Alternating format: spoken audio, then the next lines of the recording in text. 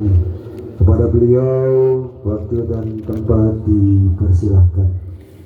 Sallu ala Nabi Muhammad.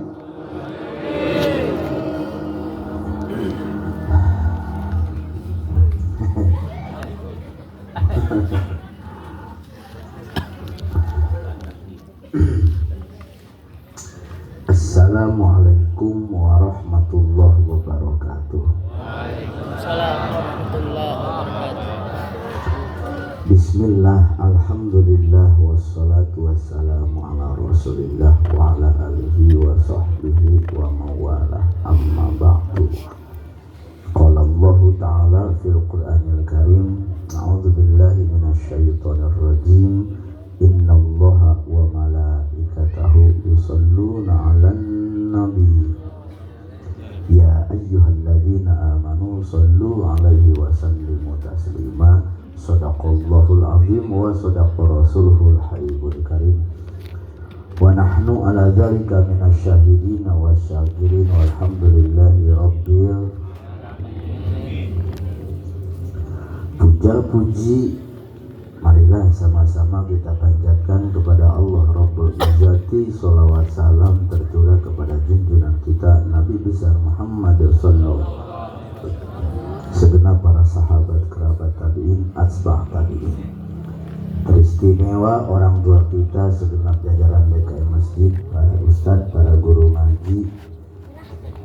Mudah-mudahan senantiasa beliau-beliau Allah tambah panjangkan umurnya, Allah berkahkan ilmunya, serta mudah-mudahan Allah makmurkan rezekinya, dan Allah lindungi fid dunya wal akhirah. Amin ya Allah ya rabbal alamin.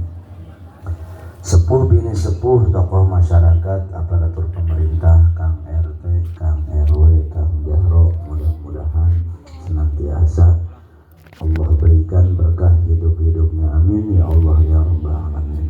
Wabil khusus seluruh jemaah yang hadir malam hari ini, yang alhamdulillah dengan sedikit siraman hujan, mudah-mudahan Allah jadikan pertemuan hari ini sebagai pertemuan yang bakal Allah pertemukan kembali di surganya. Amin. Amin. Mudah-mudahan yang hadir semuanya masuk surga. Amin. Amin. Yang hadir seluruhnya masuk surga. Amin. Amin. Yang hadir semuanya masuk surga. Amin ya Allah ya Rabbal. Yang jadi pertanyaan, pengen apa kagak masuk surga? Pengen apa pengen banget? Pengen banget. Sekarang apa ntar?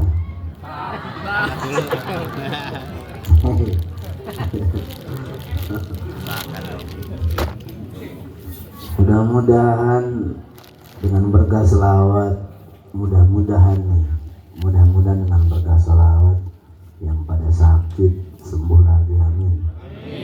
Yang belangsak pada kaya lagi. Amin. Yang rumahnya belum kelar ada yang bayarin. Amin.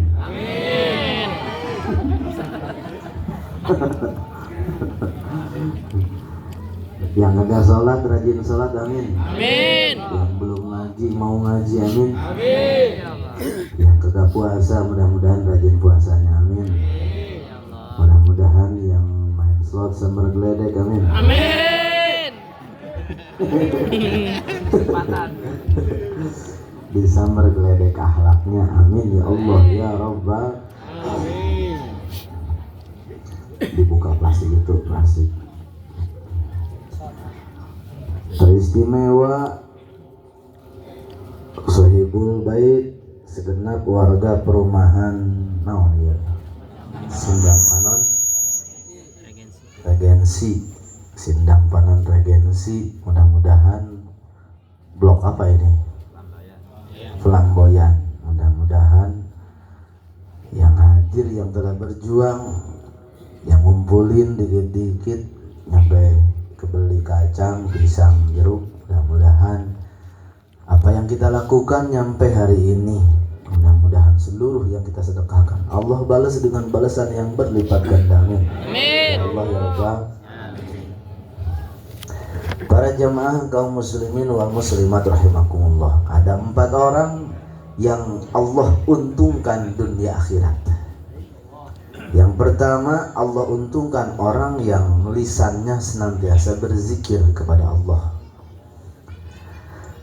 Siapapun mereka, pejabatkah, pedagangkah, ataupun penganggurankah, gojekkah, ataupun siapapun mereka yang ketika lisan mereka zikir kepada Allah nyampe basah lidah mereka, Allah pasti berikan keuntungan berlipat ganda dunia akhirat. Amin. Andai kata zikirnya tidak mempengaruhi kehidupannya, misalkan tetap di akhirat apa yang kita zikirkan hari ini pasti bakal dicatat sebagai sebuah pintu-pintu surga yang sangat luar biasa. Ya Allah ya Rabbal.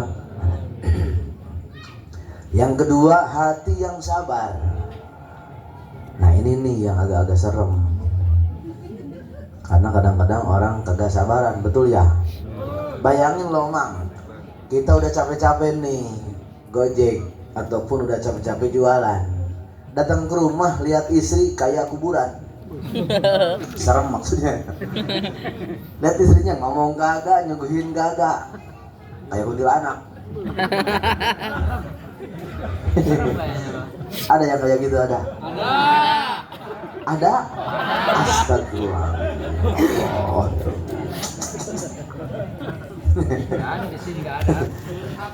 Nah ketika masnya nih pulang ke rumah disamperin, ketemu istrinya kayak gitu mas, dimarahin sama istri kita, wak-wek-wok. Kita sabar nih, kagak ngomong, kagak bales. Kita sabar, kagak ngebantah, kagak ngebales apa yang istri kita tuduhkan kepada kita dengan urusan apapun. Daripada ribut mendingan pergi ke masjid, itu hebat toh. Masya Allah, nyampe lemarinya pun pindah ke masjid.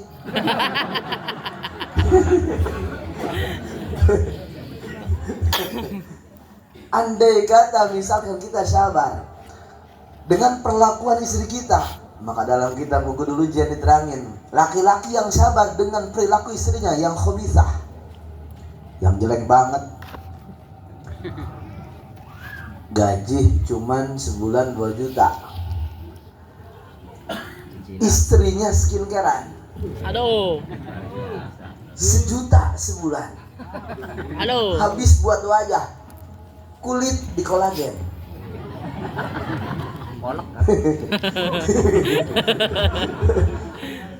Bibir disulam, alis disulam, Masya Allah. Bayangin Mang, pakai suntik pemutih 2,5 juta loh Mang, sebulan. Suntik pemutih itu loh, itu kalau kebayar putih semua, kalau kagak kebayar belang-belang.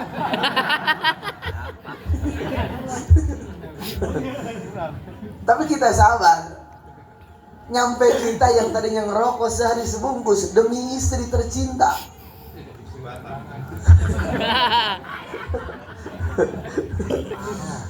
Demi istri tercinta, nyampe kita ngurangin jatah rokok kita. Daripada ribut, ya udahlah buat istri.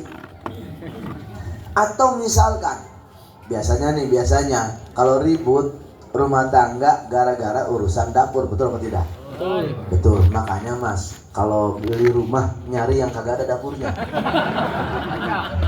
biar gak ribut. Karena biasanya ribut gara-gara masalah urusan dapur. Makanya nyari rumah yang ada, yang nggak ada dapurnya, biar kagak ribut. Andai kata dengan urusan rezeki kita berbeda dengan istri kita, aturan mana istri yang cakep gini loh Mas, punya duit 2 juta, dia manage duit tersebut biar cukup sama lakinya, cukup sama istrinya, cukup sama anak-anak. Karena kebutuhan bukan sekedar wajah, betul. Hidup bukan sekedar kulit, dan hidup bukan sekedar di bibir. Biar dikata istri berubah, kalau dulu lagi muda badannya langsing, pinggangnya kecil, sekarang kayak kulkas 3 pintu misalkan. Tapi mereka seperti itu karena ngurusin keluarga mereka. Itu cewek cakep loh Bang. Karena cakepnya seseorang wanita tidak dilihat dari wajah. Tidak dilihat dari wajah. Apa artinya wajah cakep kagak sholat, betul? Betul. Apa artinya wajah cantik kagak sholat? Lihat orang perumahan sini, Masya Allah, udah mau jelek kagak Sholat.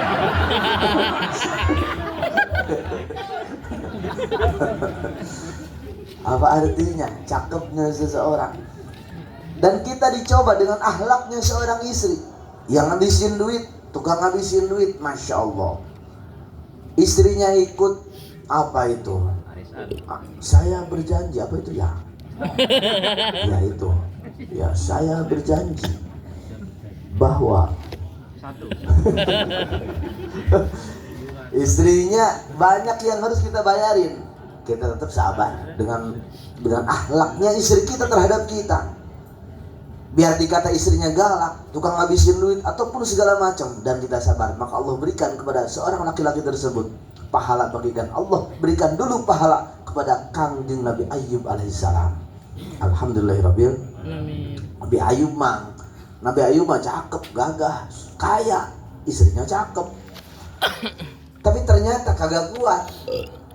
Itu istri Nabi loh, kagak kuat dapetin suami yang ketika Nabi Ayub Allah berikan ujian, badannya penuh dengan budugan. Nyampe belatung itu nempel di seluruh daging Nabi Ayub. Nyampe baunya itu 1 kilo itu kecium. Istrinya ngerasa malu, tidak sabar dengan suaminya. Nyampe istrinya minta cerai. Makanya salah satu dosa sama istri yang berat diantaranya minta cerai. Kalau lakinya kagak ada dosa apa-apa, itu 500 tahun kagak diterima ibadahnya. Kalau minta cerai, dikit-dikit minta cerai, mendingan minta duit, betul, daripada minta cerai. Mengerikan. Dan sabar, Allah berikan pahala Nabi Ayub kepada kita yang sabar terhadap perlakuan istri kita. Ataupun sebaliknya, ceweknya yang sabar, lakinya yang bajingan emangnya juga.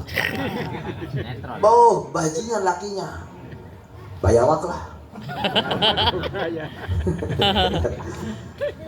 Itu kan makanya falsafah Kangjeng Sunan Ampeliku moli mau madon, mau madat, mau madog, mau apa lagi itu ya?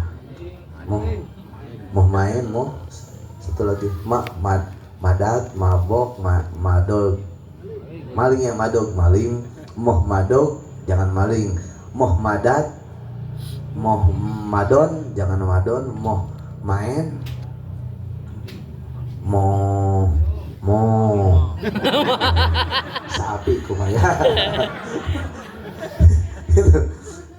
Emang lakinya bajingan loh, lakinya bajingan, kagak tahu diri, diurusin sama cewek, dibekelin sama cewek, istrinya yang kerja dibosok, lakinya cuma update status.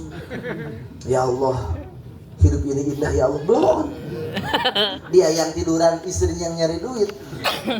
Habis gitu duit dari istrinya bukannya dipakai ngurusin keluarga, yang pertama malah dipakai beli kerotok.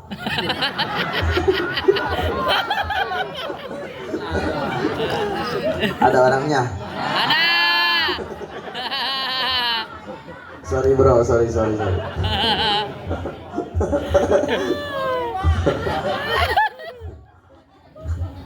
Uangnya teko. Iku loh, seperti itu. Itu duit dari istri itu buat kita, bukan buat yang lainnya. Malah dibeliin kerotok, dia pakai nyemprot burung.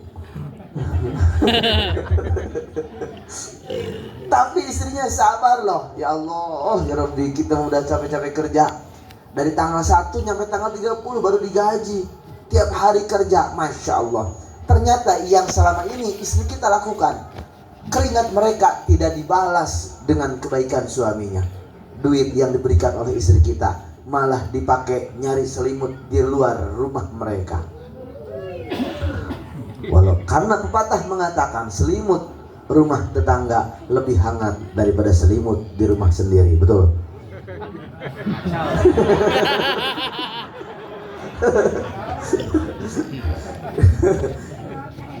Andai kata seperti itu, lakinya seperti itu, Masya Allah, istrinya sabar, Allah berikan pahala bagaikan seorang wanita, berpahala seperti Siti Asyah bintu Mazahim yang Allah berikan suami Firaun. Oh, Firaun luar biasa loh bang. Firaun mas Firaun nih udah mah jelek, bajingan, tukang bunuh orang. tukang minum tramadol, eksimer, ciu. Itu Firaun itu tukang main itu yang link gacor itu apa itu? Maksudin itu. Itu Firaun itu tiap hari kerjanya gundik. Dia BO, nyari cewek panggilan. Itu Firaun loh. Itu dari dulu ada. Firaun itu nyampe 9.999 gundiknya beliau Firaun. Gundiknya bajingan Firaun itu. Itu sama kayak kita nih kita nyari cewek di handphone, terus kita klik di aplikasi, ceweknya nyamperin. Itu sama kayak Firaun itu. Yang jadi pertanyaan, di sini ada nggak Firaun?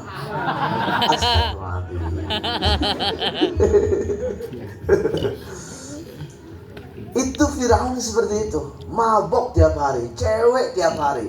Yang lebih parah, dia ngaku sebagai Tuhan dengan asumsi bahwa dia tidak pernah sakit. Makanya orang yang nggak pernah sakit itu suka ada, kita mah kuat ya. Itu nuharisi satu sifat Firaun. Akibat Firaun ngerasa hebat, akibat Firaun ngerasa kuat, akibat Firaun ngerasa tidak pernah sakit, tidak pernah pilek, tidak pernah flu, tidak pernah batuk, tidak pernah gatal. Firaun tidak pernah sakit mata. Firaun tidak pernah sakit di badan Firaun. Luar biasa Firaun. Akhirnya Firaun mengaku Tuhan. Maka ketika cewek dapetin suami, pulang jam 12. Mas, kenapa mas? Wah.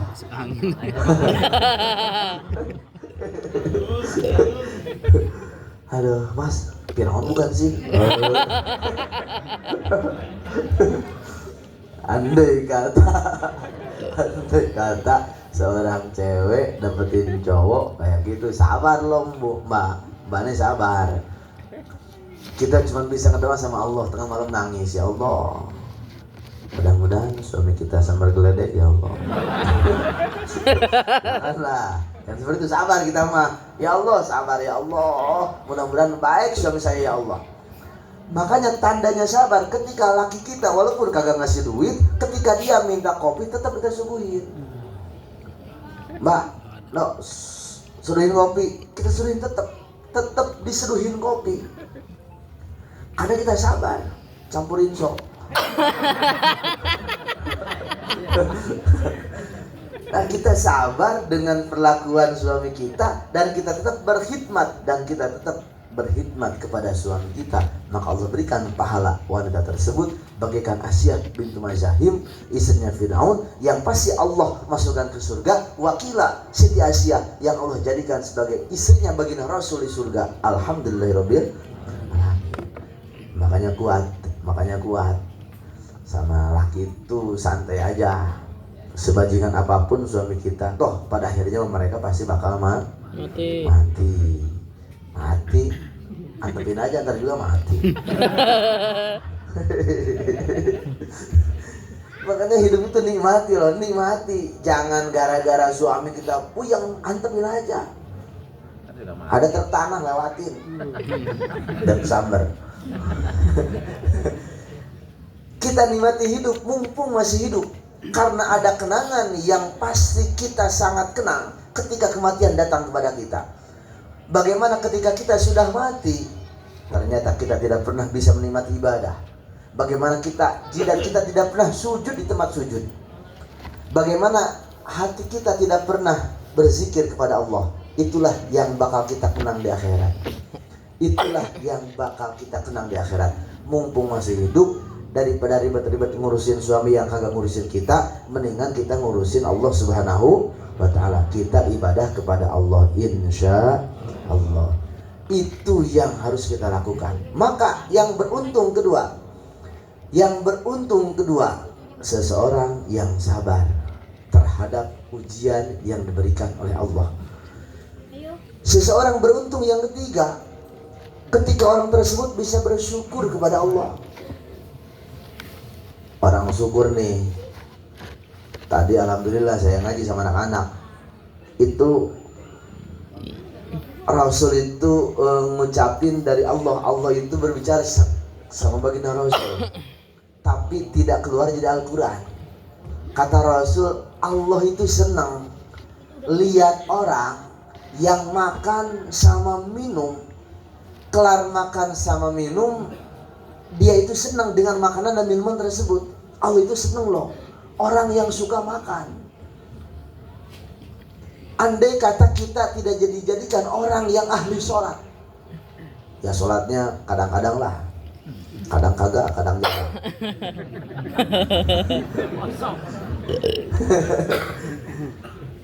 Ataupun kita ibadahnya enggak lempeng-lempeng amat.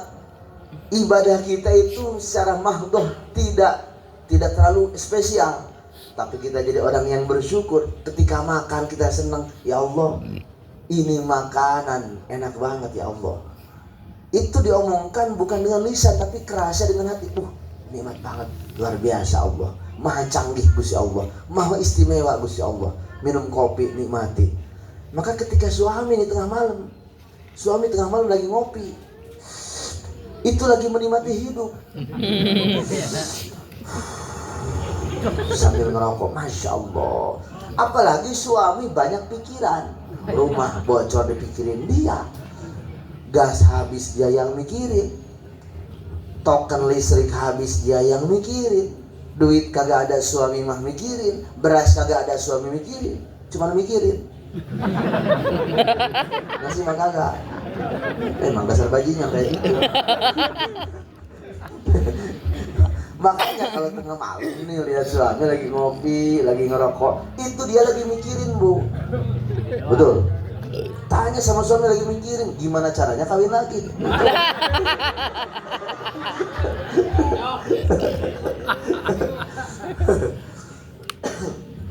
Nikmati hidup mumpung hidup, itu bersyukur, tanda bersyukur kepada Allah.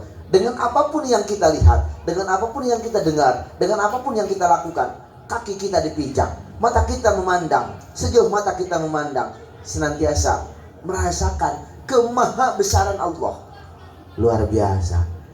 Bahkan jangankan dengan orang, lihat semut pun kita merasa senang. Ya Allah, andai kata nggak ada semut, pasti nggak ada gula. Karena pepatah mengatakan, kalau ada gula pasti ada semut. Kita bersyukur sama Allah. Ya Allah, bersyukur dengan apapun. Happy, hidup itu happy. Jangan puyeng. Puyeng itu gini loh, teori bingung itu. Kita memikirkan sesuatu yang tidak sanggup kita lakukan, itu puyeng. Makanya kata Mbah Gus Dur itu ada dua itu. Masalah itu ada masalah gede, ada masalah kecil. Kata Gus Dur, masalah gede itu kagak usah dipikir karena terlalu gede. Masalah kecil jangan dipikir, masalah kecil pikirin.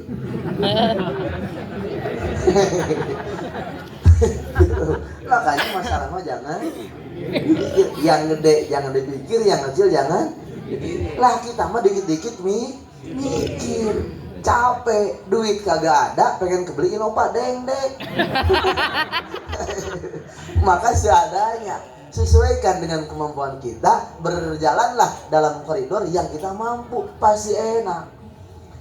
Makanya jangan kepengaruhi dengan orang lain. Orang kebeli gamis, orang kebeli baju mahal, silakan orang mau mampu, kita mah kagak, jangan maksain, biar tak rasa kesohor. Daripada keren-keren kayak orang banyak hutang, mendingan seadanya. Orang kebeli PCX, kita mau beli sepeda, tulisan PCX sama.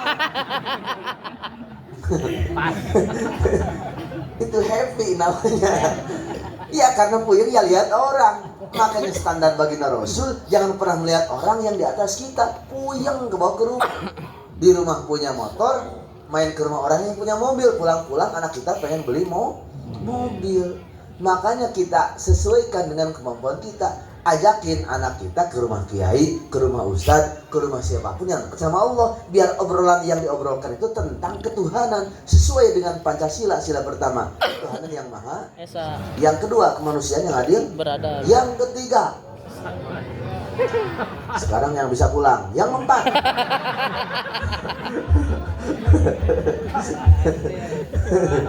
kerayatan. Yang kelima, Keadilan sosial bagi seluruh rakyat Indonesia. wahiku. Sila pertama, ketuhanan yang maha tunggal. Makanya nikmati hidup, jangan rungsek. santai aja. Orang rumahnya bagus, tenang. Orang mobilnya mewah, tenang. Karena kita ngerasa tidak mampu, ya jangan dipikir, santai aja. Jangan sampai sholat pun bukan mikirin Allah, yang ada mikirin masalah yang kagak ada jawabannya. Itu puyeng. 7 hari 7 malam boro-boro kelar, yang ada pala botak. Allahu Akbar, ya Allah, hutang. Ya Allah, ya Allah. Deposit, ya Allah. Ya. Hati-hati loh, trading sekarang. Ini saya baru tahu bulan-bulan sekarang nih. Ada orang yang pasang trading di handphone. Hati-hati loh, Mang. Kagak ada ceritanya usaha kayak gitu. Secara syariat gini loh. Dibolehkan usaha menyimpan saham. Kerjasama dalam perusahaan namanya serikat. Itu pun harus jelas di mana pabriknya, siapa ownernya, apa yang diproduksinya, fluktuasi naik turunnya. Itu kita harus paham. Barulah kita nyimpan modal. Jelas orangnya, jelas transaksinya, jelas MOU-nya jelas. Lah kita trading, nyimpen modal, forex misalkan, nyimpen modal, kita nggak jelas siapa orangnya, di mana perusahaannya, bergerak dalam bidang apa, itu kagak jelas. Makanya perusahaan yang ada lembaga hukumnya, yang jelas-jelas BPOM-nya, yang jelas-jelas lembaga halalnya, boleh kita nyimpen saham. Yang kagak jelas, lagi nyimpen saham trading. Orang kaya kita belanja. Nyampe 300 juta kemarin tukangnya nih, showroom mobil, 300 juta ambles. Terus aja masang lagi dia trading, masang apa, top up, terus dia dimasangin. Jangan nyampe, Bang. Itu kagak ada ceritanya menang. Percis kayak judi online, kagak ada ceritanya menang. Kita masang 5 juta dapat 10 juta. Itu cuma dapat 10 juta. Kesannya kita belangsaknya 45 juta, lama-lama 100 juta. Masya Allah, jangan sampai terjadi seperti itu. Nih jelas-jelas saja, udah punya duit, mendingan bawa istri kita, ajakin makan-makan, ajakin kita nyung kain. Ya, gulingin di laut. Yang dengar seperti itu udah jelas, makan yang enak, udah nikmati hidup. Kita mampu ya dengan seadanya kita. Makanya orang tua dulu itu mengajarkan kesederhanaan dan ajarkan kepada anak kita bukan kekayaan, karena bahagia bukan dengan kaya, tapi dengan hati yang luas. Walaupun sederhana, kita pasti bahagia. Maka ajarkan anak kita bahagia dengan apapun yang ada dalam rumah kita. Orang tua dulu nih, ibu-ibu, bayangin loh, kita makan Mas, disuapin sama emak kita nih, itu disuapin pakai nasi yang di kepel-kepel itu dicocolin sama minyak jelantah bekas gorengan gorengan ikan asin, bener ya? Itu disuapin anak kita satu-satu, ngeong. Ini minyak yang ada di tangan itu diolesin ke betis kita. Di sekolah gatel. Tapi berkah loh, kita senang. Ada telur dipotong 4 buat yang anak gede 1/4, yang udah 1/4, ketiga 1/4, cuma 1/4. Itu seperti itu. Dulu itu tidak mengajarkan, sekarang makanan banyak banget. Ada dimsum, ada takoyaki, ada apa lagi? Seblak. Ada itu setan suka dimakan, itu apa itu? Seblak setan. Yang kalau ngisingnya jadi iblis itu. Oh, menyala taiku itu tuh. Ayo ya Allah. Dulu mah enggak, makanan seadanya. Anak kecil seneng nyari pohon, ngambil itu buah ceri. Masya Allah, bener ya? Buah ceri. Main ke kebun, ada cendetan, ada ciplukan, makan buah ciplukan. Hebat orang tua dulu ngajarkan kebahagiaan, bukan mengajarkan kekayaan. Kita sekolah nih kagak punya tas. Saya sekolah, zaman saya nih sekolah tahun 2000 SMP, saya kurang lebih tahun 2000 SMP itu saya. Itu saya sekolah SD itu tidak bawa tas karena masih banyak sawah. Cukup bawa buku yang diikat pakai tali itu. Bener ya? Itu di tengahnya itu tengahnya tali dimasukin ke buku. Itu tasnya seperti itu. Terus kita jalan-jalan ke sawah, indah. Serodotan, tidak perlu ke waterboom, cukup lihat pohon randu pinggir sungai. Kita nyemplung, masya Allah, indah dulu mah. Kenapa? Karena yang diajarkan orang tua kita dulu bukan kekayaan, tapi adalah kebahagiaan. Dulu lampu masih jarang, alam dunia masih pada gelap, hati orang pada terang, betul. Sekarang jalan-jalan pada terang, tapi hati orang gelap. Masya Allah. Secara teori kita pengen ke surga, itu secara teori, dan secara hasrat kita pasti semua orang pengen masuk surga, betul apa tidak? Betul. Ketika kita tidak bergerak dalam syariatnya, maka dapat dipastikan surga adalah tinggal impian. Contoh, saya pengen minum, tapi saya cuma ngedoa, ya Allah mudah-mudahan seger ya Allah, diliatin, kagak diminum, seger nggak? Airnya cuma diliatin, kagak diminum, seger nggak? Seret nggak? Seret, harus digimanain? Minum jangan? Minum.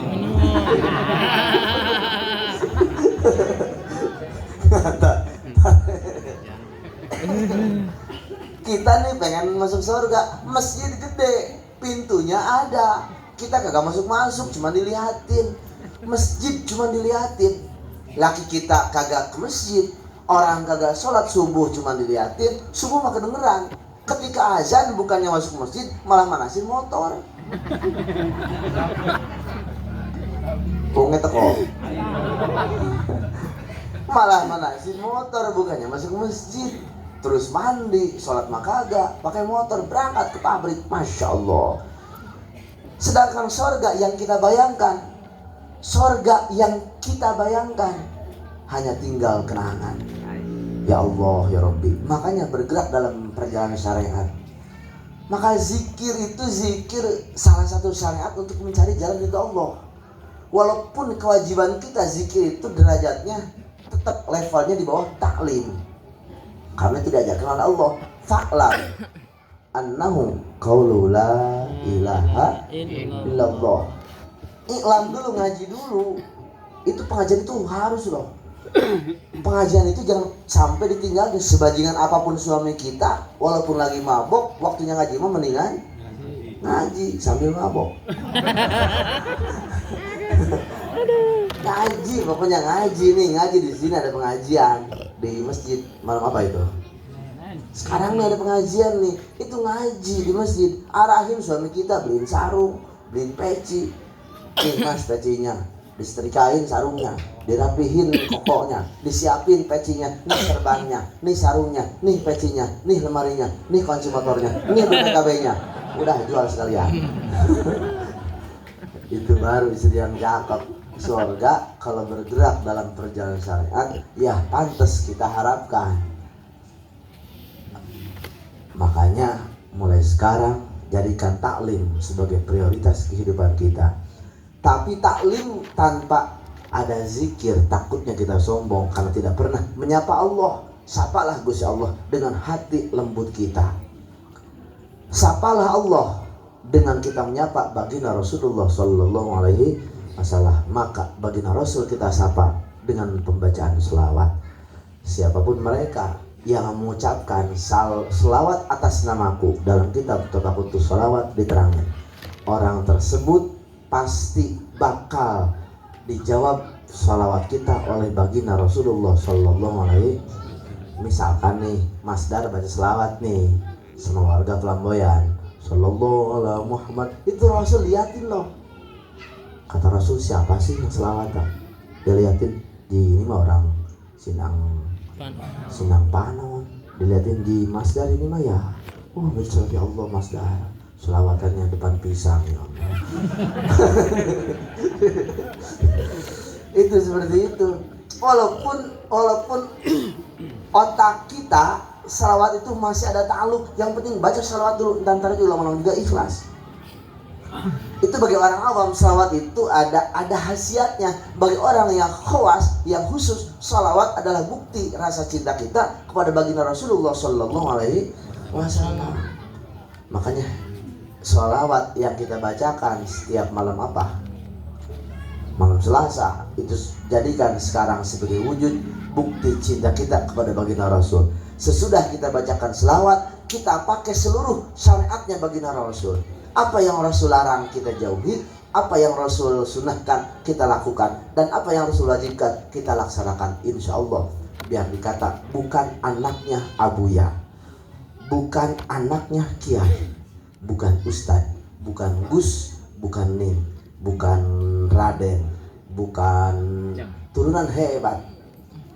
Andai kata berakhlak bagikan akhlak baginda Rasul, wallahi saya sumpah pasti orang sini Allah muliakan di akhirat, amin. Amin. Biar dikata pakai jubah, pakai sorban, tapi belagu, banyak laganya, sombong, kagak pakai akhlaknya Rasul, yakin orang tersebut pasti bakal Allah hinakan. Nauzubillah, semua nauzubillah min darikum. Maka diantara akhlaknya Rasul, akhlak Rasul itu adalah senantiasa membahagiakan orang lain. Di malam ini Masdar beserta DKK dan kawan-kawan menyiapkan nasi dalam prasmanan. Saya mungkin tidak akan makan karena ada acara yang harus dikejar. Saya wakilkan makannya saya kepada Kang Ustadz. Jadi Kang Ustadz harus makan. Semuanya yang hadir makan walau lukmatan, walaupun satu suap. Yang penting semua makan. Insya Allah nasi yang tadi yang udah disiapin, udah dibacain selawat sama saya. Insya Allah berkah semuanya. Amin. Allahumma sholli wa sallim ala sayyidina Muhammad wal akhirin wa sallim wa radiyallahu ta'ala an sadatina ashabi sayyidina rasulillahi ajma'in. Amin ya Allah ya rabbal alamin. Allahumma arham ummata sayyidina Muhammad. Allahumma jibur ummata sayyidina Muhammad. Allahumma aslih ummata sayyidina Muhammad. Allahumma farrij an ummati sayyidina Muhammadin sallallahu alaihi wasallam. Allahumma anfa'na bima 'allamtana wa 'allimna ma yanfa'una wa zidna ilman wa yaqinan. Walhamdulillahi ala kulli hal wa na'udzubillahi min kulli halin nar. Rabbana taqabbal minna innaka antas samiul alim, tub 'alaina innaka antat tawwabur rahim. Rabbana atina fid dunya hasanah wa fil akhirati hasanah wa qina adzabannar. Wa sholli wa sallim ala jamil anbiya'i wal mursalin walhamdulillahirabbil alamin. Berakit-rakit dahulu, bernang-renang ke tepian. Belangsak dahulu, baru miskin kemudian.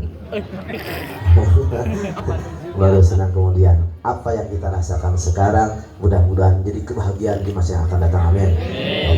Amin. Mudah-mudahan kita ketemu lagi. Mohon maaf atas segala kekurangan. Wallahu